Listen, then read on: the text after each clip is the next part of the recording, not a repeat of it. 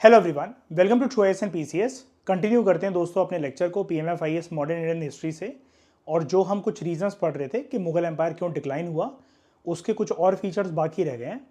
हमने अभी तक इस टॉपिक के ऊपर 2 लेक्चर्स बना लिए हैं। इस लेक्चर में आपके ये जो सारे फीचर्स हैं with respect to the causes of the decline of the Mughal empire, वो सारे इस लेक्चर के अंदर आपके वाइंड अप हो जाएंगे। तो अगले प्रोमिनेंट कॉज की तरफ हम लोग आगे बढ़ते हैं। अगला प्रोमिनेंट कॉज है collapse of administration and finance.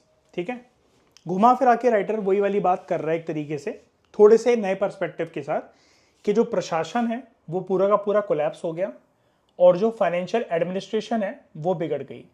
आप आगे चलकर इसी के अंदर एक रीजन और जानोगे फाइनेंशियल एडमिनिस्ट्रेशन के बिगड़ने के पीछे। अभी तक जो आप रीजन जानते हो, दैट इज नोबल्स जो हैं वो करप्ट हो चुके थे। लेकिन मुगल एम्पायर को, ईशा मयूर बताओ, सबसे बड़ा झटका कब लगा था फाइनेंशियल एडमिनिस्ट्रेशन का? पूरी मुगल तिजोरी खत्म ही हो गई थी। सबसे बड़ा झटका, सबसे प्रोमिनेंट इवेंट कौन सा था? कारण तो बहुत सारे हैं ना, मतलब मुगल ऑफिशियल्स तो हैं ही इसके कारण। एक एक्सटर्नल कॉज था वो सर डेक्कन का वॉर, डेक्कन की तरफ जो एक्सपेडिशन हुआ था। डेक्कन की तरफ एक्सपीडिशन भी इंडिया स्पेसिफिक है, मैं बाहर की एक एक्सटर्नल फोर्स की बात कर रहा हूँ। अच्छा, जो पूरा खजाना खाली हो गया था। हाँ, तो और जिसकी वजह से दिल्ली तक सीमित रह गए थे। हाँ, वो मोहम्मद शाह रंगीला के टाइम पर आया था। बेसिकली दोस्तों, the correct answer is foreign invasion जो हुई थी नादिर शाह की और अहमद शाह अब्दाली की, राइट? ठीक है, फॉरेन इन्वेजन। तो फाइनेंस इस वजह से कोलैप्स हो गया, नोबल्स करप्ट थे। आगे चलकर जो रीज़न बनेगा वो बनेगा फॉरेन इन्वेजन, और उसके बाद एडमिनिस्ट्रेशन पूरी तरीके से चकनाचूर हो गया था। अब during the 18th century empire में, मुगल एम्पायर के अंदर जो टेरिटोरियल बाउंड्रीज थी वो रिड्यूस होने लगी। टेरिटोरियल बाउंड्रीज जो रिड्यूस होने लगी, उसके पीछे आप प्रोमिनेंट जो कॉज है वो जानते ही हो। अभी तक इस लेक्चर में, अभी तक इस चैप्टर में आपने वो चीज़ सुनी है, क्योंकि ये अपने एम्पायर को वास्ट तरीके से एक्सपेंड करे जा रहे थे। औरंगजेब ने भी अपनाई एक्सपेंशनिस्ट पॉलिसी और उसके पहले के रूलर्स ने भी अपनाई थी। लेकिन औरंगजेब के बाद एक्सपेंशन के साथ साथ एक चीज़ बहुत ज़रूरी होती है, मैंने आपको अक्सर समझाया है, दैट इज कंसोलिडेशन। अब कंसोलिडेशन के लिए आपको चाहिए होते हैं ट्रस्टवर्दी ऑफिशियल्स, ठीक है, जिन पे आप अपना भरोसा जमा सको, जो लॉयल हो। लेकिन ट्रस्ट खो गया, ठीक है, फाइनेंसेस जो हैं वो डगमगाने लगे, जिसकी वजह से एम्पायर जो है वो वास्ट तो होता जा रहा है लेकिन वो कंसोलिडेट नहीं हो पा रहा है। कंसोलिडेशन पे एक बहुत बड़ा सवालिया चिन्ह जो है वो खड़ा हो गया। उसकी वजह से खामियाजा ये भुगतना पड़ा मुगल एम्परर्स को, अल्टीमेटली मुगल एम्पायर को, कि टेरिटोरियल बाउंड्रीज जो हैं वो श्रिंक होने लगी। क्योंकि बहुत सारे जो एरियाज थे वहाँ पर local rulers as well as nobles, Mughal officials जो हैं वो मुगल एम्पायर से अपने आप को दरकिनार करने लगे। बहुत सारे राज्यों के जो रूलर्स थे जो कि मुगल एम्पायर के साथ एसोसिएटेड नहीं थे, लेकिन मुगल एम्पायर ने अभी तक जो उन पर कब्जा करके अपने छत्र छाया के अंदर उनको ले रखा था, समा रखा था अपने अंदर, वो अपनी इंडिपेंडेंस को डिक्लेयर करने लगे। और हमने प्रीवियस लेक्चर में एक चीज़ और जानी थी कि मुगल एम्पायर एक मोनार्किकल और ऑटोक्रेटिक फॉर्म ऑफ रूल था। तो वहाँ पर ऐसे फॉर्म ऑफ रूल में एक रूलर की पर्सनैलिटी जो है वो बहुत मैटर करती है। और लेटर मुगल्स की पर्सनैलिटी, आप जानते हो कि अगर कोई इंडिपेंडेंस मांग रहा है या उनसे कोई बदतमीजी कर रहा है तो ये शराब शबाब अपने लग्जूरियस लाइफ में इस प्रकार से फंसे हुए थे कि इनका ना तो कोई ज़्यादा इंटरेस्ट था, ना ही इनकी कोई औकात थी कि अगर इनसे कोई अलग हो रहा है, मुगल एम्पायर से कोई अलग निकल रहा है, तो ये उसको रोक सकें और एम्पायर को एक्सपेंड करने के साथ साथ कंसोलिडेट कर सकें। ऐसा अब इनका वर्चस्व नहीं रह गया था, इनकी ताकत नहीं रह गई थी लेटर मुगल एम्परर्स की। तो टेरिटोरियल बाउंड्री श्रिंक होने लगी और एडमिनिस्ट्रेटिव स्ट्रक्चर जो है वो उसके साथ कोलैप्स होने लगा, क्योंकि लोअर लेवल्स पर जो ऑफिशियल्स जो काम करते थे वो करप्ट थे और उनका कोई इतना खास इंटरेस्ट नहीं था। अगला पॉइंट इसी से रिलेटेड है, corruption one of the prominent factor था। इसके साथ साथ जो रिश्वतखोरी चलती थी, जो ब्राइबरी चलती थी, उसकी वजह से आम जनता या लोकल पीजेंट्स वगैरह जो हैं वो बहुत परेशान रहने लगे। हर जगह पर इनडिसिप्लिन था, इनएफिशिएंसी थी, ठीक है, डिसओबीडियंस था कि मुगल एम्परर कुछ कह रहा है, उसकी बात की नाफरमानी हो रही है। पहले उसकी बातों को औरंगजेब के टाइम तक सराखों पर रखते हुए उसके ऑर्डर और कमांड को निभाया जाता था, लेकिन मुगल एम्परर, जैसा कि मैंने आपको बताया, लेटर मुगल एम्परर्स, उनकी पर्सनैलिटी ऐसी थी नहीं कि वो अपनी बात को मनवा सकें। डिसओबीडियंस जो है वो आने लगा और डिसलॉयल्टी भी जो है वो छाने लगी। ये सब कुछ बहुत लार्ज स्केल पर हो रहा था और हर एक जो ऑफिशियल जो था वो सिर्फ अपने ही फायदे के बारे में सोच रहे थे। कल की क्लास में मैंने आपको बताया था प्रीवियस लेक्चर में कि एस लिविंग और लग्जूरियस लाइफ जो है वो बिताते थे, है ना। तो अनरूली जो जमींदार जो थे, अनरूली जमींदार मतलब बेसिकली जो मुगल एम्परर्स के बनाए हुए किसी भी रूल को, रेगुलेशंस को मानने से कतराते थे, उन्होंने ओपन तरीके से डिफाई करना शुरू करा सेंट्रल अथॉरिटी को, यानी कि मुगल अथॉरिटी को। जो दिल्ली में बैठे हुए जो विराजमान मुगल एम्परर्स थे, उनको ओपन तरीके से मतलब बोला कि हम तो नहीं मान रहे वाली बात, तुम्हें जो करना कर लो। मुगल एम्परर्स की अगेन पर्सनैलिटी ऐसी थी कि वो रोक ही नहीं सकते थे। अगर कोई उनकी बात की नाफरमानी कर रहा है, नहीं मान रहा है, तो उनके अंदर इतनी ताकत ही नहीं थी, इतना दम ही नहीं था उनकी पर्सनैलिटी के अंदर कि वो अपनी बात को मनवा सके। अब एम्परर जो हैं उन्होंने नोबल्स को खुश करने की कोशिश करी, क्योंकि एम्परर जानता था कि बिना नोबल्स के बहुत लार्ज स्केल का एरिया, जिससे अभी तक मुगल एम्पायर को रेवेन्यू आता था अच्छा खासा, अगर वो जाने लगा तो हमारा रेवेन्यू और श्रिंक हो जाएगा। उन्होंने नोबल्स को खुश करने की कोशिश करी मुगल एम्परर्स ने। कैसे? उनको जागीर देना शुरू करा। जागीर बेसिकली क्या होता है? एक लैंड होता है ना, इसके बारे में हम पहले भी डिस्कस कर चुके हैं। और जागीर जिसको मिलती है उसके ओनर को हम क्या कहते हैं? जिसको जागीर मिलेगी, जागीरदार, सिंपल है ना। तो जागीर जो है, अब मुगल एम्परर्स यहां पर गलती क्या कर रहे हैं, ध्यान से देखना, मैं सब कुछ मिटा रहा हूं। देखो, जागीर जो है वो मुगल एम्परर्स नोबल्स को खुश करने के लिए खालिसा लैंड से दे रहे हैं। खालिसा लैंड बेसिकली क्राउन लैंड्स होते हैं। मैं थोड़ी सी बात अगर आपको खालिसा लैंड के बारे में बताऊं, अभी आगे चलकर आएगा खालिसा लैंड क्या होते हैं, लेकिन अगर मैं थोड़ी सी बात अगर आपको एक्स्ट्रा बताऊं, ये जो खालिसा लैंड का जो कंसेप्ट है ना, ये मुगल एम्पायर में तो फॉलो होता ही था, लेकिन उसके साथ साथ ये वाली चीज़ जो है वो दिल्ली सल्तनत के अंदर भी फॉलो होती थी। जब भी कोई एक ऐसा जोग्राफिकल और टेरिटोरियल एरिया होता है जो कि सुल्तान हम कहाँ बोलते थे, टर्म कहाँ यूज़ करते थे? दिल्ली सल्तनत के टाइम पर। और मुगल एम्परर जो हैं वो भी एक राजा हैं। तो आप ऐसा मान लो, राजा, सुल्तान या शहनशाह हिंदुस्तान जो है, या उनका जो घर परिवार है, उनसे जुड़ी हुई जो ज़मीन है, वैसे तो पूरा का पूरा भारत में जहाँ जहाँ तक उनका रूल जो फैला हुआ है वो पूरी उन्हीं की ज़मीन है, लेकिन कुछ एक डेजिग्नेटेड एरिया होता था जिसको दिल्ली सल्तनत वाले भी और मुगल एम्पायर वाले भी एक टर्म से डिनोट करते थे। उस टर्म को हम लोग बोलते हैं खालिसा लैंड। इससे जो भी रेवेन्यू आता था वो डायरेक्टली सेंट्रल अथॉरिटी के पास जाता था, सेंट्रल तिजोरी में जमा होता था। मान लो कि खिलजी सल्तनत का टाइम पीरियड चल रहा है और अलाउद्दीन खिलजी जो है वो सुल्तान है भारत का, तो अगर उसने किसी लैंड को डेजिग्नेट करा हुआ है एज खालिसा लैंड, तो पर्टिकुलरली खालिसा लैंड से जो भी रेवेन्यू आएगा 100% पूरा का पूरा वो रेवेन्यू अलाउद्दीन खिलजी के पास जाएगा या खिलजी सल्तनत की तिजोरी में जाएगा।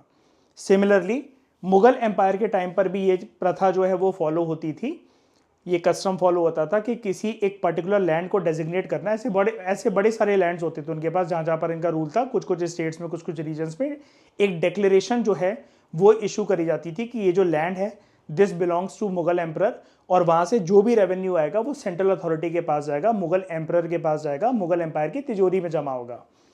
अब इन्होंने क्या करा, खालिसा लैंड को जागीर के तौर पर देना शुरू कर दिया नोबल्स को खुश करने के लिए।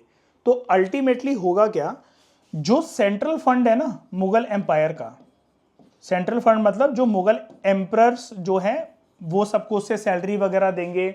आप ऐसा मान लो एक तरीके से, अगर मैं आज के साथ इसको एसोसिएट करूं, जैसे हम कहते हैं ना यूनियन बजट, तो वो जो सेंट्रल फंड है वो बहुत बुरी तरीके से श्रिंक होने लगा और आगे चलकर मुगल एम्परर्स को बहुत सारे रास्ते समझ में नहीं आए कि हम एडिशनल फंड जो है वो कहाँ से निकालें। ये लेकिन इन्होंने हथकंडा क्यों अपनाया, नोबल्स को खुश करने के लिए, उन नोबल्स को अपीज करने के लिए। ठीक है, तो खालिसा लैंड जो है वो रिड्यूस होने लगा, जिसकी वजह से मुगल एम्पायर का जो रेवेन्यू जो था, जो तिजोरी के अंदर जो भी पैसा था, वो बहुत बुरी तरीके से डिक्लाइन होना शुरू हो गया। ठीक है, उसके बाद again during 18th century central government इस रणनीति की वजह से कि खालिसा लैंड वो नोबल्स को खुश करने के लिए दे रही है जागीर की फॉर्म में, सेंट्रल गवर्नमेंट यानी कि सेंट्रलाइज मुगल अथॉरिटी जो है वो बिल्कुल इस कगार पर पहुंच गए, वो बिल्कुल इस लक्ष्मण रेखा पर पहुंच गए कि they were on the verge of bankruptcy, दिवालिया घोषित होने लगे एक तरीके से मुगल एम्परर्स और मुगल एम्पायर की तिजोरी। अब ये तो देख रहे हो प्रॉब्लम एक तरीके से 90% पे पहुंच गई है, 100% में ही तब तब्दील हो जाएगी जब नादिर शाह और अहमद शाह अब्दाली का इन्वेजन होगा भारत के अंदर। अब लैक ऑफ फाइनेंस की वजह से पैसे ही जब नहीं रहा तो अल्टीमेटली किसी की सैलरी वगैरह नहीं दे पाओगे, बाकी लोगों की सैलरी दे सको चाहे ना दे सको, वो भी एक इंपॉर्टेंट फैक्टर है कि बाकी ऑफिशियल्स की भी सैलरी देनी है, लेकिन एक पर्टिकुलर फोर्स जिसकी सैलरी को इन्होंने इग्नोर करा और जिसका खामियाजा बहुत बुरी तरीके से भुगतना पड़ा मुगल एम्परर्स को, दैट वाज मुगल मिलिट्री। ठीक है, उसकी जो स्ट्रेंथ थी वो बहुत वीक होने लगी, क्योंकि मिलिट्री ऑफिशियल्स को ये लगता था हमें जो है वो सैलरी टाइम पर दी नहीं जा रही है, तो हम अपनी वफादारी क्यों निभाएं मुगल एम्परर्स के साथ, हमारे कोई चाचा ताऊ भांजे भतीजे थोड़ी ना लगते हैं मुगल एम्परर्स वाले, मुगल एम्पायर के खानदान वाले लोग। तो मिलिट्री की जो स्ट्रेंथ है, मिलिट्री को बेसिकली आपको स्ट्रॉन्ग करके रखना होता है, और मुगल एम्परर जो है, मुगल एम्पायर का बेसिकली जो पूरा का पूरा जो स्ट्रॉन्ग पिलर था कि दुश्मन आवाज ना उठा सके, वो मिलिट्री माइट, मिलिट्री स्ट्रेंथ के ऊपर टिका हुआ था। जब उनको टाइम पर सैलरी नहीं दोगे, उनकी स्ट्रेंथ वीक होने लगी। वीक इसलिए होने लगी, बहुत सारे लोग जो हैं फिर मिलिट्री को छोड़कर जाने लगे, या फिर पूरी सच्ची श्रद्धा और निष्ठा के साथ वो युद्ध लड़ना पसंद नहीं करते थे मुगल एम्परर्स की कमांड पर, उनके ऑर्डर पर। तो मिलिट्री कुल मिलाकर वीक होने लगी, और वीक मिलिट्री का एक खामियाजा जो मुगल एम्पायर को भुगतना पड़ा वो ये था कि weak military could not control ambitious nobles, जो कि रिवोल्ट वगैरह भी बहुत बार कर देते थे। और आगे चलकर जब फॉरेन एग्रेशन हुआ या फॉरेन इन्वेजन हुआ तो उसको भी वो रोक नहीं पाए, क्योंकि लड़ने के वो केपेबल ही नहीं थे। बहुत बार यहाँ पर आप ऐसा भी कह सकते हो, अगर हम फॉरेन एग्रेशन टर्म को साइडलाइन कर दें, मराठा से इनका युद्ध जो इतने लंबे समय तक चला, तो पहले तो क्या है, युद्ध लड़ने के लिए अगर आपके सामने एक स्ट्रॉन्ग शत्रु है जैसे मराठास, और उनके साथ युद्ध आपका बहुत सारे सालों तक चलता रहा, औरंगजेब को खुद 25 सालों के लिए northern India north west frontier को इग्नोर करते हुए दक्कन में आना पड़ा। उसकी वजह से बहुत ज़्यादा पैसा इनिशियली मिलिट्री के ऊपर खर्च हुआ, लेकिन अब जब रेवेन्यू फाइनेंस जो है, रेवेन्यू जो तिजोरी है पूरी की पूरी मुगल एम्पायर की, वो श्रिंक होने लगी, तो मिलिट्री भी वीक हो गई दुश्मनों से युद्ध लड़ने के लिए। और ये वन ऑफ द फैक्टर था जिसकी वजह से बड़े सारे रीजन्स जो हैं वो इंडिपेंडेंस अपनी डिक्लेयर करते चले जा रहे थे, जिसको मुगल एम्परर्स रोक नहीं सके।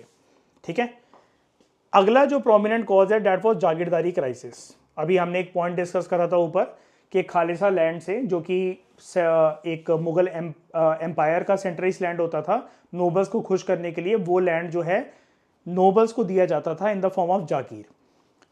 उसी से रिलेटेड एक फैक्टर है जो कि डिक्लाइन का कॉज बना मुगल एम्पायर का, जागीरदारी क्राइसिस।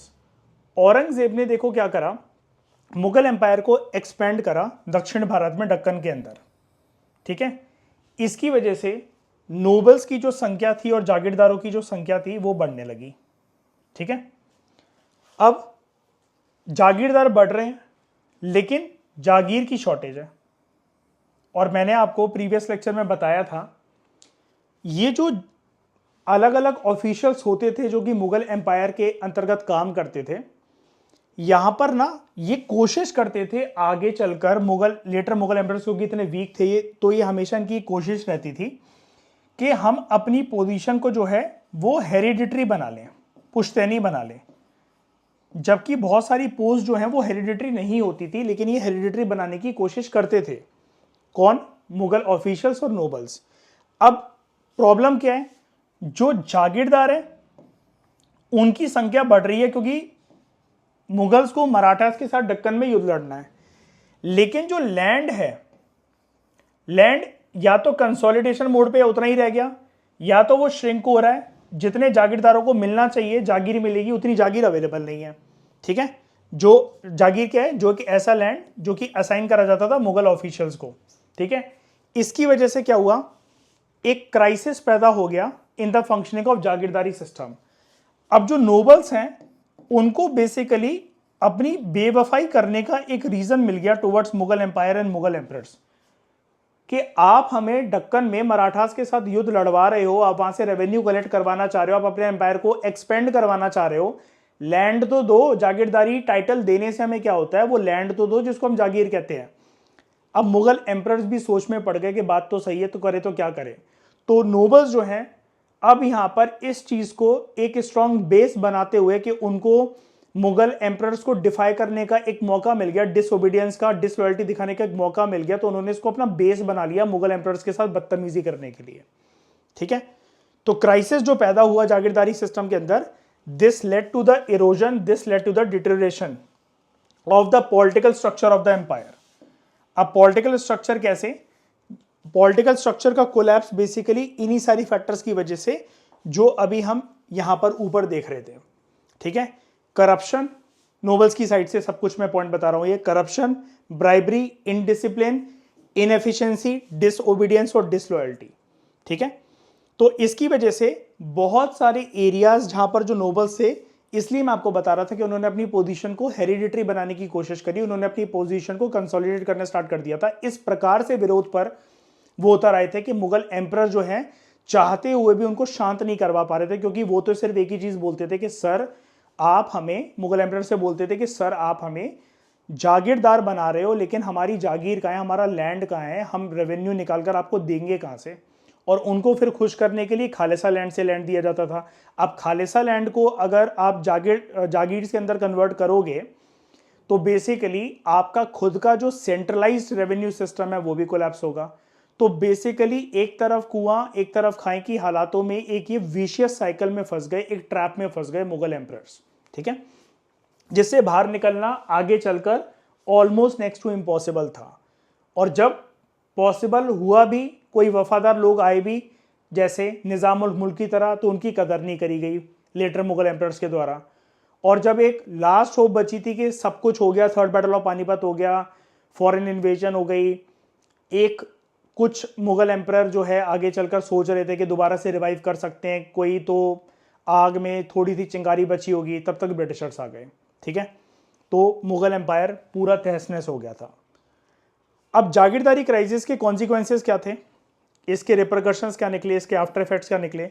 नोबल्स जो हैं वो कोशिश हमेशा ये करते थे कि अपनी इनकम को, जागीर इनकम को मैक्सिमाइज करें। जागीर जो उनको लैंड मिला है, वो खुद जागीरदार हैं, लैंड मिल गया जिसको हम जागीर कह रहे हैं, वहां से जितनी इनकम को निचोड़ सके उतना वो निचोड़ते थे, जिसका खामियाजा भुगतना पड़ता था छोटे और मझले किसानों को। ठीक है, ये रेवेन्यू एक्सपेंड जो कर रहे हैं तो शोषण होता था उसमें पुअर पीजेंट्स का, छोटे और मझले किसानों का। ठीक है, उसके बाद इन्होंने कोशिश करी, जैसा कि मैंने अभी आपको बताया, कि जागीर्स को ये हेरिडिटरी बनाने की कोशिश करते थे, पुश्तैनी बनाने की कोशिश करते थे। जबकि मुगल एम्पायर के अंदर, प्रीवियस लेक्चर में मैंने आपको ये वाली चीज़ काफ़ी बार बताई थी, मुगल एम्पायर के अंदर जागीर जो है वो ट्रांसफ़र करी जाती थी, वो हेरिडिटरी नहीं थी। ठीक है, जैसे अगर एक लैंड है आज वो आपको मिला है तो वो आपके बेटे को नहीं मिलेगा, अगर आपका बेटा उतनी वफादारी के साथ काम नहीं कर रहा है, हो सकता है उसको नोबल की पोजीशन से भी हटा दिया जाए।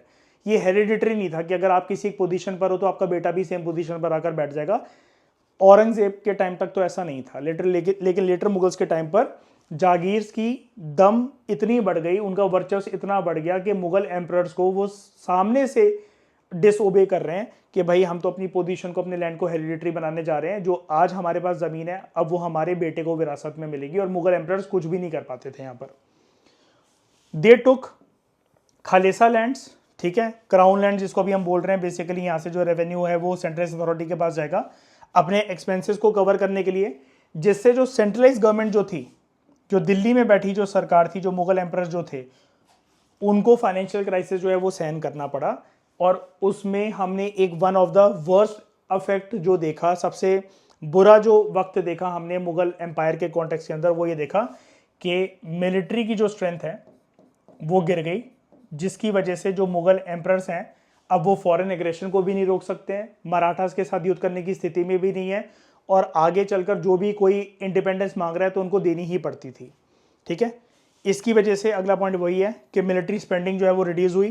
ठीक है, अब मुगल एम्परर्स जो है वो फुल कोटा ऑफ ट्रूप्स को मेंटेन नहीं कर पाते थे। जितनी बड़ी मिलिट्री का जो साइज था उतना बड़ा साइज नहीं रह गया था मिलिट्री का, वो भी श्रिंक होने लगा था, वो भी डिक्लाइन होने लगा था, जिसकी वजह से मुगल एम्पायर की जो आर्म्ड फोर्सेज जो थी वो डिक्लाइन तो हुई लेकिन उसके साथ साथ वीक भी होने लगी, बिकॉज सबकी एक ही कंप्लेन थी कि हमें सैलरी टाइम पे नहीं मिल रही है, और मुगल एम्परर जो हैं वो खुश करने की कोशिश में लगे हुए हैं हमेशा सिर्फ और सिर्फ नोबल्स को। ठीक है, और इस कदर कि अपने खालिसा लैंड को जागीर में कन्वर्ट करके जागीरदारों को दे रहे हैं। अब जागीरदारी सिस्टम बेसिकली था क्या, मुगल एम्परर्स जो थे इनके खानदान में एक परंपरा चलती थी कि हमारे यहाँ कुछ ऑफिशियल्स काम कर रहे हैं जिसको बोला जाता था नोबल्स। नोबल्स को या किसी भी मुगल ऑफिशियल को, अधिकारी को मिलती थी कैश में पेमेंट, सैलरी मिलती थी। लेकिन जब आगे चलकर इनका रेवेन्यू सिस्टम कोलैप्स होना, डिटेरियोरेट होना शुरू हुआ, बर्बादी की कगार पर आना शुरू हुआ, पेमेंट वगैरह का इंतज़ाम जब नहीं हो पाया, तो जागीरदारी सिस्टम जो है वो बहुत ज़्यादा मतलब प्रोमिनेंस में आ गया। कैसे आ गया, ये एक ऐसा सिस्टम था जहाँ पर मुगल ऑफिशियल्स को मुगल एम्परर्स लैंड दे देते थे सैलरी देने की बजाय। ठीक है, वो बेसिकली मुगल एम्परर्स ये सोचते थे सैलरी या जो कैश पेमेंट जो देनी पड़ेगी वो मंथली बेसिस पर देनी पड़ेगी, वो एक रेगुलर एक्सपेंस हो जाएगा, बार बार देना पड़ेगा, रिपीटेड मैनर में देना पड़ेगा। तो हम इनको लैंड दे देते हैं एक वन टाइम सैलरी के बेसिस पर कि एक ही बार सैलरी देनी पड़ेगी, हम इनको लैंड दे देते हैं। अब लैंड की जब कमी होने लगी तो आप फिर जानते हो वो खालिसा लैंड को कन्वर्ट करने लगे, मुगल एम्परर्स खालिसा लैंड को कन्वर्ट करने लगे इनटू जागीर लैंड्स। ठीक है, तो during the time of Mughals land जो है वो दो ग्रुप में डिवाइड होता था। भारत में जहां जहां पर भी मुगल एम्पायर का परचम लहराता था तो पूरी जो जमीन थी वो दो कैटेगरी में डिवाइड होती थी। नंबर 1 तो है खालिसा लैंड, जिसको हम क्राउन लैंड बोलते हैं। रेवेन्यू जो कि खालिसा लैंड से आता था वो डायरेक्टली स्टेट की ट्रेजरी में जाता था, यानी कि मुगल एम्पायर की तिजोरी में जाता था। स्टेट का यहाँ पर जो प्रोविंसेस हैं उनकी बात नहीं हो रही है, यहाँ पर स्टेट का मतलब है सेंट्रलाइज अथॉरिटी, जो सेंट्रलाइज तिजोरी थी उसकी बात यहाँ पर हो रही है। ठीक है, मुगल स्टेट की। और दूसरे तरीके के जो लैंड थे दैट वाज जागीर। जागीर एक ऐसा जमीन का टुकड़ा हुआ करता था which was assigned to Mughal officials, और जिन मुगल ऑफिशियल्स को जागीर नाम का लैंड मिल जाता था तो वो उसके ओनर बन जाते थे और वो अपने आप को बोलते थे। मुगल एम्परर्स भी बेसिकली इस टर्म को एक्सेप्ट करते थे, जागीरदार। तो रेवेन्यू जब भी किसी लैंड से, जागीर से आ रही है वो जागीरदारों के पास जाती थी। ठीक है, क्योंकि जागीरदार जो हैं वो अपनी सर्विसेज देते थे मुगल एम्पायर को, मुगल एम्परर्स को। तो पहले क्या होता था, उनको जो अपनी सैलरी थी वो कैश पेमेंट में मिल जाती थी, लेकिन जब फाइनेंसेस डिटेरियोरेट होना शुरू हुए, बर्बादी की कगार पर आना शुरू हुए, तब मुगल जो एम्परर्स थे वो खालिसा लैंड जो कि क्राउन लैंड था उसको कन्वर्ट कर देते हैं जागीर के अंदर, और फिर लैंड की भी कमी होने लग जाती है, स्पेशली डेक्कन के अंदर जब इनको ज़्यादा अपना एम्पायर एक्सपेंड करना पड़ा औरंगजेब के टाइम पर, और जागीरदारों की जब उनको ज़्यादा ज़रूरत पड़ी, लेकिन उनको देने के लिए जागीर ही नहीं थी, लैंड ही नहीं थी। ठीक है, अब पूरे जागीरदारी क्राइसिस के अंदर आपने एक चीज़ समझ ली होगी, सबसे ज़्यादा अगर कोई कैटेगरी ऑफ इंसान अगर पिसेगा इस पूरे इशू के अंदर तो that will be poor peasants. इसकी वजह से पैदा हुआ एक एग्रेरियन क्राइसिस। दो तरह के किसान थे, एक जो बेचारे थोड़े से सुसाइडल हो जाएंगे, ठीक है, एक जो होंगे वो विड्रॉ कर जाएंगे, वो लेफ्ट आउट हो जाएंगे जिस भी खेत वगैरह के ऊपर वो अभी तक रहते थे, वहाँ पर उसको फसल वगैरह उगाते थे। और तीसरे कैटेगरी के बेसिकली जो लोग हैं वो अपराइजिंग्स पर उतर आएंगे। बेसिकली आप ऐसा भी बोल सकते हो कि रिवोल्ट्स वगैरह करेंगे जागीरदारों के प्रति, मुगल एम्परर्स के प्रति। तो एग्रेरियन क्राइसिस कैसे पैदा हुआ? रेवेन्यू कलेक्शन सिस्टम जो मुगल्स ने डेवलप करा था, क्या कि हम जो है एक लैंड है जिसको हम जागीर बोल रहे हैं, वो अपने ऑफिशियल्स को, जागीरदारों को दे देंगे। जागीरदार जो हैं क्योंकि हमें सर्विस दे रहे हैं तो हम उनको आज़ादी देते हैं कि वो एक पर्टिकुलर जागीर से जितना मर्जी रेवेन्यू चाहे उतना निचोड़ सकते हैं। अब रेवेन्यू निचोड़ने के लिए छोटे और मझले किसानों का खून निचोड़ते थे जागीरदार, ठीक है। तो ये जो सिस्टम था ये काफ़ी ज़्यादा फंडामेंटली फ्लॉड था, यानी कि कमियों से भरा हुआ था। क्यों? बिकॉज ये जो जागीरदारी सिस्टम था it harm the peasants, specially poor peasants. और रेवेन्यू पेइंग कैपेसिटी जो एक रीजन की होती थी वो बहुत सफ़र करती थी इससे। किसानों से अगर तुम बोलोगे कि एक्स्ट्रा रेवेन्यू दो, किसानों के पास तो सिर्फ एक ही चीज़ है रेवेन्यू की फॉर्म में, और वो है क्रॉप्स। अगर वो पूरे साल कड़ी धूप, बरसात में, सर्दियों में मेहनत करते हुए अगर क्रॉप्स को ग्रो करता है और हार्वेस्टिंग के बाद फसलों के उसे उचित दाम भी ना मिले, और अगर जितने भी दाम मिले जो कि उचित नहीं भी हैं, उस पूरे पैसे को जागीरदार ले जाएं, तो अल्टीमेटली किसान का सवाल अपने आप से ही होगा, मैं मेहनत किसके लिए कर रहा हूं और किसके लिए बचा रहा हूं, और बचत हो भी रही है कि नहीं हो रही है। इसके चलते कुछ किसान जो हैं वो बेचारे ऐसा फील करेंगे कि उनका शोषण हो रहा है, और कुछ किसान जो है वो रिवोल्ट के एटीट्यूड से उतर आएंगे मुगल प्रशासन के खिलाफ, मुगल एम्परर्स के खिलाफ, अल्टीमेटली जागीरदारों के खिलाफ, ठीक है। अब क्योंकि नोबल्स की जो जागीर थी वो फ्रीक्वेंटली ट्रांसफर होती रहती थी, इसलिए मैं आपको अभी यहां पर बता रहा था अभी पहले ऊपर कि मुगल एम्पायर के अंतर्गत हेरिडिटरी सिस्टम नहीं चलता था विद रिस्पेक्ट टू जागीर। वो तो जागीरदार खुद इसको हेरिडिटरी बनाने की कोशिश करते थे। तो बिकॉज नोबल्स जागीर, नोबल्स को जो लैंड असाइन होता था, जो जागीर उनको मिलती थी, ठीक है, और बाद में तो आप जानते हो कि खालिसा लैंड जो है उससे भी जागीर उनको मिलने लगी थी, वो ट्रांसफर हो सकती थी। वो जानते हैं कि कभी भी अगर आप नोबल हो, आप ऑफिशियल हो, तो आपका बेटा जो है जरूरी नहीं उसी पोजीशन पर आकर बैठे, किसी और को, जो अभी तक आपके बाप दादाओं के पास जमीन थी वो किसी और को दी जा सकती है। तो नोबल्स जो है अब उनका वर्चस्व तो बहुत ज्यादा था ही। तो नोबल्स ने बेसिकली क्या करा, नोबल्स का एटीट्यूड कुछ ऐसा था, उनको पता था कि अगर मुगल एम्परर्स थोड़ा बहुत अपनी पर आ जाएं तो हमें ये लैंड यूज नहीं करने देंगे। अब लैंड यूज नहीं करने देंगे जब आपको ये पता है कि आप जिस घर में रह रहे हो वो सरकार आपसे कभी भी ले सकती है। आपको कभी भी बोल सकती है कि आज आप एक आलीशान कोठी के अंदर रह रहे हो, निकलो यहां से, दफाओ, गांव के अंदर जाकर रहो। आपके दादाजी उस कोठी में रहे, पापा रहे, लेकिन जब आपका टाइम आया तो आपको उस पोजीशन से निकाल दिया गया, नोबिलिटी की पोजीशन से, और आप जो है कहीं और आपका ट्रांसफर कर दिया गया, और आपको अब जो घर मिला आप उससे नाखुश हो। तो जब आपको पता है कि आपका घर कभी भी छिन सकता है, तो आप खुद मुझे एक बात बताओ कि आप उसमें कभी व्हाइट वॉश करवाओगे, अच्छे टाइलें लगवाओगे, उसका इंफ्रास्ट्रक्चर को कभी डेवलप करवाओगे? आप कंसर्न रहोगे उस घर से, और आपका कुछ लगाव रहेगा? बिल्कुल नहीं रहेगा, क्योंकि आपको पता है किसी भी वक्त वो मेरे हाथों से जा सकता है। सिमिलरली नोबल्स को पता था कि हमारी जागीर जो है कभी भी ट्रांसफर हो सकती है, इस वजह से लॉन्ग टर्म प्लानिंग वो नहीं करते थे। अब यहाँ पर लॉन्ग टर्म प्लानिंग की बात किस कंटेक्स्ट में हो रही है? एग्रीकल्चर प्लानिंग की बात हो रही है। यहाँ पर एग्रीकल्चर को टाइम टू टाइम आपको बेसिकली क्या करना पड़ता है, उसकी टेक केयर करनी पड़ती है, उसकी केयर करनी पड़ती है, ठीक। आपको ध्यान रखना पड़ता है कि सॉइल की फर्टिलिटी जो है वो मेंटेन रहे, सही तरीके के जो फूड क्रॉप्स हैं वो ग्रो हो रहे हैं। अगर कैश क्रॉप भी ग्रो हो रहे हैं तो सॉइल जो है इनफर्टाइल ना हो जाए। लेकिन जब नोबल्स को पता है कि हमारा लैंड है नहीं, कभी भी किसी और को ट्रांसफर करके दे दिया जाएगा, तो उन्होंने इतना इंटरेस्ट लेना सही नहीं समझा, ठीक है। उनका मन ही नहीं था इतना कि वो एग्रीकल्चर लैंड की लॉन्ग टर्म प्लानिंग करें।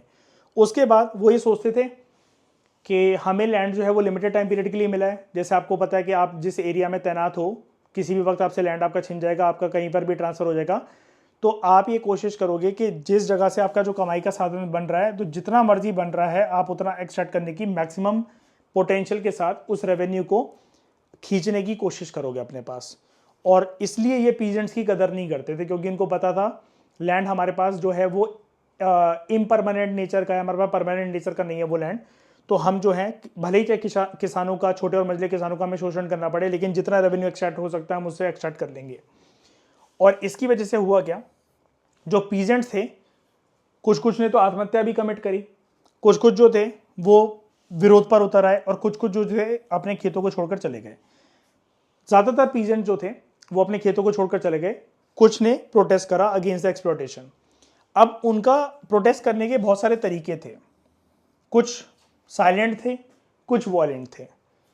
तो बड़े सारे एरियाज में जो पीजेंट्स थे वो अपनी ज़मीन को छोड़कर चले गए ताकि उनको टैक्स ना पे करना पड़े।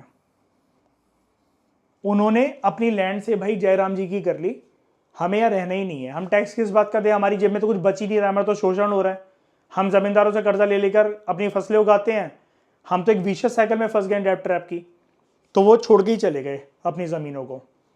बहुतों ने आत्महत्या भी कमिट कर ली, और कभी कभार ऐसा भी देखा गया कि उनका जो गुस्सा था, जो उनका आक्रोश था, जो उनका डिसकंटेंट था, इट लेड टू अपराइजिंग्स। अब मुगल एम्पायर के टाइम पर पीजेंट्स की जो वेरियस अपराइजिंग्स है उसके बारे में हम आगे चलकर कुछ चैप्टर्स में पढ़ेंगे इस बुक के अंदर, लेकिन उनमें से कुछ जो फेमस अपराइजिंग्स आपको दे रखी हैं यहाँ पर, दैट आर सतनामीज की पीजेंट अपराइजिंग्स, जाटों की पीजेंट अपराइजिंग्स, और सिखों की पीजेंट अपराइजिंग्स, है ना। ईशा वर्ल्ड फेमस है ना जाटों की पीजेंट अपराइजिंग्स।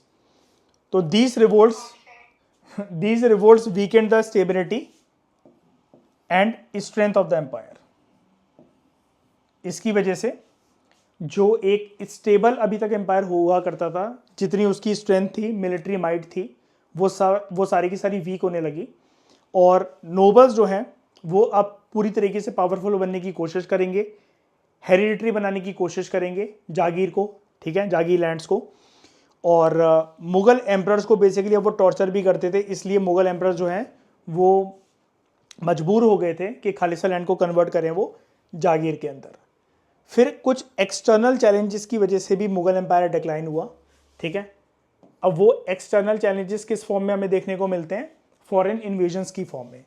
तो बड़ी सारी फॉरेन इन्वेजन्स हुई, ठीक है, जिसकी वजह से जो मुगल एम्पायर बस एक जैसा ताश के पत्ते होते हैं ना, आप उसका एक ऐसे करके पूरा का पूरा एक ढांचा जो है वो आप प्रिपेयर करते हो, वो ढांचा बस जो जिस चीज़ पे टिका हुआ था ना, वो बेस पूरी की पूरी तरीके से टूट गया बिकॉज ऑफ फॉरेन इन्वेजन। जो अटैक्स हुए north west frontier of India से नादिर शाह के द्वारा और अहमद शाह अब्दाली के द्वारा, जिसके बारे में हम पहले डिटेल में पढ़ चुके हैं इस चैप्टर के अंदर, ये अटैक क्यों हुए थे, इसके पीछे रीजन क्या था। मैं क्लेम कर रहा हूं कि औरंगजेब था इन अटैक के पीछे रीजन। आप कहोगे यहाँ पर औरंगजेब तो है नहीं, और औरंगजेब के टाइम पर तो अटैक हुए भी नहीं थे, लेकिन मैं अगर एक चीज क्लेम करूं कि इन अटैक, इन इन्वेजन्स के पीछे औरंगजेब जो है वो एक ग्राउंड सेट कर गया था। क्यों, मैं ये क्यों क्लेम कर रहा हूं, क्योंकि सर नॉर्थ वेस्ट का जो पूरा का पूरा नॉर्दर्न इंडिया और नॉर्थ वेस्ट इंडिया वो छोड़कर चला गया था, क्योंकि वो कहां बिजी हो गया था, खुद डेक्कन में जाकर। क्यों, to lead wars against Marathas. शाबाश, ठीक है। तो इन फॉरेन इन्वेजन्स की वजह से क्या हुआ, एम्पायर की जो वेल्थ थी वो ड्रेन हो गई, जो उसका जो ट्रेड था और जो इंडस्ट्री जो थी नॉर्दर्न इंडिया के अंदर, देखो लिखा हुआ है नॉर्दर्न इंडिया के अंदर, वो डिटरेट हो गया, क्योंकि मुगल्स का पूरा फोकस जो था वो कहां पर चला गया, दक्षिण भारत की तरफ, राइट, दक्कन की तरफ। और इसकी वजह से मिलिट्री पावर जो थी वो भी खराब हो गई, बर्बाद हो गई पूरी की पूरी मुगल एम्पायर की। लास्ट जो प्रोमिनेंट कॉज है that is emergence of Britishers. एक होप जो है फॉरेन इन्वेजन वगैरह के बाद फिर भी मुगल एम्पायर में थी, ठीक है, कि दोबारा से हम रिवाइव कर सकते हैं किसी ना किसी तरीके से। तो जब ब्रिटिशर्स जो हैं वो लाइमलाइट में आए, तो उनका बेसिकली जो मकसद था शुरू में मैंने आपको बताया था, that was not about ruling India. वो सिर्फ एक ट्रेडिंग कंपनी की मतलब ट्रेडिंग कंपनी के तौर पर आए थे भारत के अंदर व्यापार करने, लेकिन धीरे धीरे उनको लगा कि हमें जो है अपने आप को कन्वर्ट करना चाहिए। शुरू में जब कोई इकोनॉमिक पावर होती है तो उसे हम क्या कहते हैं, इंपीरियलिस्ट पावर, और उस कॉन्सेप्ट को हम कहते हैं इंपीरियलिज्म। और बाद में उनका ये सपना इंपीरियलिज्म से कन्वर्ट होता हुआ क्या बन गया? Colonialism, political. हाँ सही बोल रहे, पॉलिटिकल, बस उस टर्म को हम लोग क्या कहते हैं? कॉलोनियलिज्म। तो emergence of the British challenge, it took away the last hope of revival of the Mughal empire. Mughals जो है अंग्रेजों से लड़ क्यों नहीं पाए? क्योंकि पहली वो इतने ज्यादा वीक थे। ठीक है, ब्रिटिशर्स जो भारत के अंदर आते हैं उनके पास एक एडवांटेज था। क्या एडवांटेज था? कि they came from those kind of societies जो कि काफी ज्यादा एडवांस थी। ठीक है, उनके पास इकोनॉमिक सिस्टम बहुत एडवांस था और साइंस एंड टेक्नोलॉजी में उन्होंने बहुत महारत हासिल कर रखी थी। स्पेशली अगर हम यहां पर बात करें उनके वेपन्स की, उनकी स्ट्रैटेजी की, पीछे से बैकग्राउंड में उनको जो फाइनेंस आता था जो कि राजा और रानी इंग्लैंड से भेजते थे, इसकी वजह से धीरे धीरे स्लो एंड ग्रेजुअल प्रोसेस से ही सही, लेकिन भारत पर उनका कब्जा करना मुगल एम्पायर की वीकनेस को देखते हुए बहुत आसान हो गया। और मराठास जो हैं उनका खात्मा कैसे हुआ? मुगल एम्पायर के द्वारा तो हुआ ही नहीं था। मराठास का खात्मा कैसे हुआ? Third battle of Panipat. ठीक है, मराठास वर्सेस अहमद शाह अब्दाली। अहमद शाह अब्दाली का दूसरा नाम क्या था?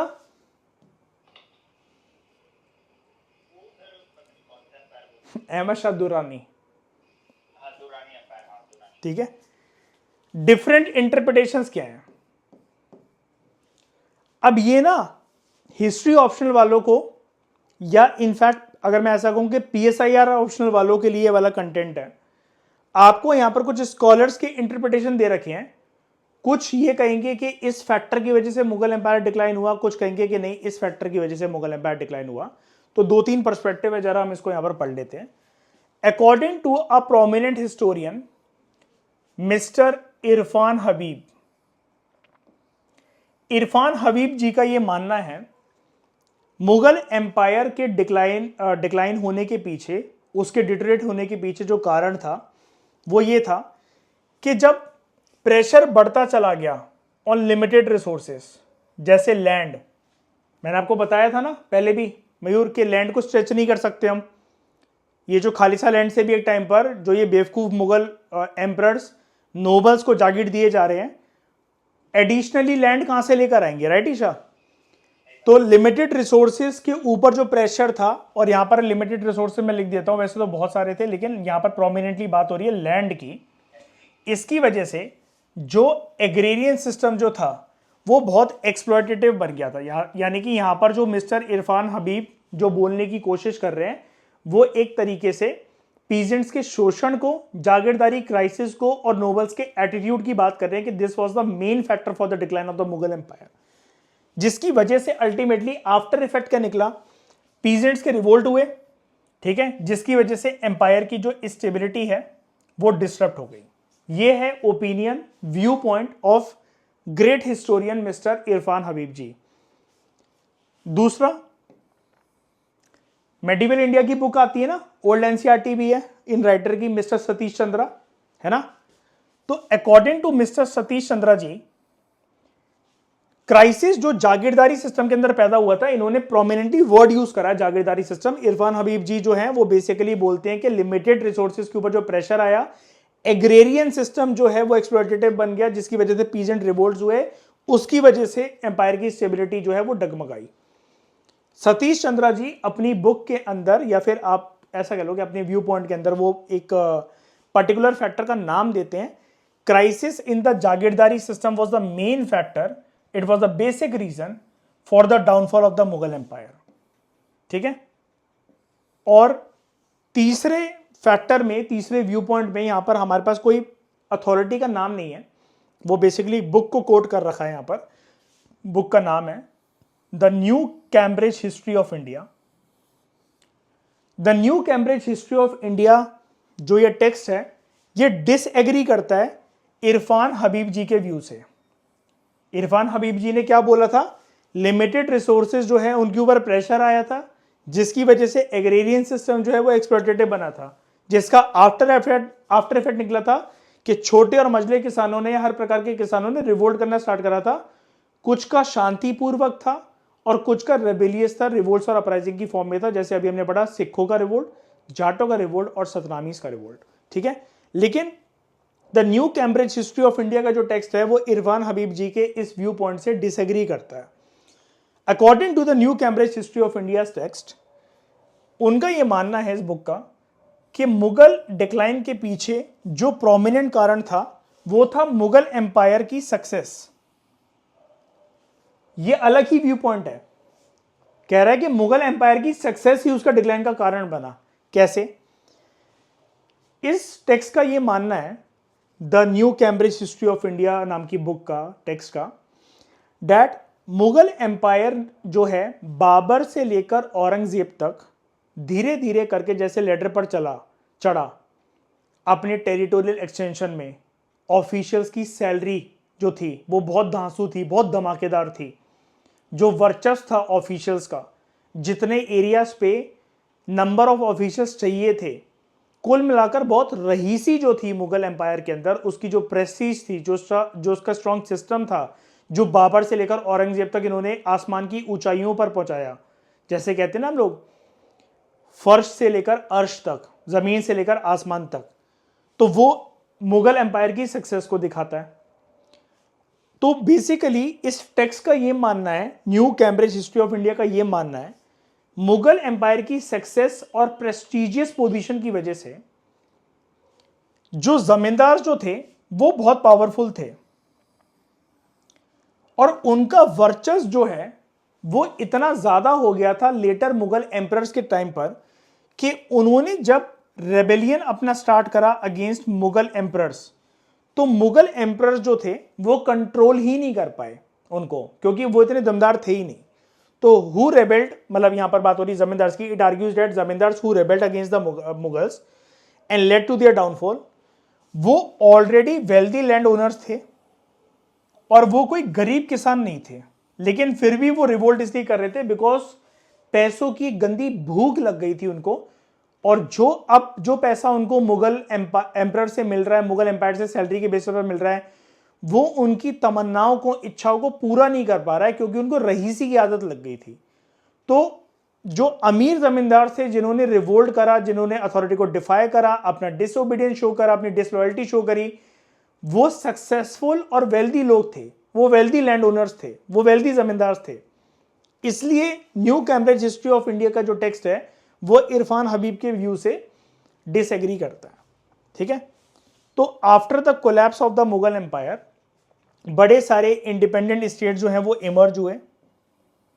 जैसे निजाम उल मुल्क के बारे में तो हम लोग जानते हैं, ये शायद ना हैदराबाद की स्टेट उसने फाउंड कर ली थी, लेकिन स्टिल ही owed loyalty towards Mughal empire. Awadh के साथ भी कुछ ऐसे ही हुआ था। तो it emerge in all parts of the empire. और मुगल एम्पायर जो है वो फिर आगे चलकर सर्वाइव नहीं कर सका, लेकिन उसके जो इंस्टीट्यूशंस जो थे, जो रीति रिवाज परंपरा वगैरह जो थे, जो ट्रेडिशंस थे, जिस प्रकार से वो रूल करते थे लोग, इनके खानदान के लोग, वो कंटिन्यू रहा रीजनल स्टेट्स में, यानी कि प्रोविंशियल लेवल पर, और ब्रिटिश प्रोविंसेस में भी। लेकिन आगे चलकर जैसा कि आप जानते हो, ये पूरा ढांचा भी टूट गया आफ्टर द रिवोल्ट ऑफ 1857, 1857 की क्रांति के बाद। थोड़ा बहुत इधर उधर एरियाज में उनके इंस्टीट्यूशंस और ट्रेडिशंस वगैरह, रीति रिवाज परंपरा, जो उनके रूल करने का जो तरीका था, थोड़ा बहुत वो टिका रहा आगे चलकर, लेकिन वो भी ध्वस्त हो गया, ठीक है। तो यहां पर आपसे एक मेंस का एक प्रैक्टिस क्वेश्चन पूछा हुआ है, अकॉर्डिंग टू योर ओपिनियन, कौन सा फैक्टर आपको सबसे दमदार लगता है, which contributed the most to the decline of the Mughal empire. हमने बहुत सारे फैक्टर्स पढ़े, यहाँ पर 10-15 फैक्टर्स पढ़े, तो उसमें से सबसे प्रोमिनेंट फैक्टर आपको कौन सा नजर आता है for the decline of the Mughal empire, ठीक है। तो सोचना, इसके बारे में आंसर लिखने की कोशिश करना। अगले लेक्चर में दोस्तों हम जो बात करने वाले हैं, that will be Mughal emperors और उनके इंपॉर्टेंट वजीर, और फिर उसके बाद इस चैप्टर की समरी वगैरह के ऊपर हम थोड़ी सी बात करेंगे, और कुछ नोबल्स और फॉरेन इन्वेजन के बारे में एक्स्ट्रा फैक्ट भी मैं आपको बताऊंगा यहाँ पर, ठीक है। वो हमारा वन ऑफ द, आप कह सकते हो, इस चैप्टर का लास्ट टॉपिक होगा। उसके बाद ही हमारा चैप्टर बाइंड अप हो जाएगा, फिर हम सेकंड चैप्टर की तरफ मूव ऑन करेंगे। तो इस डिस्कशन में दोस्तों फिलहाल इतना ही। Thank you very much for discussion.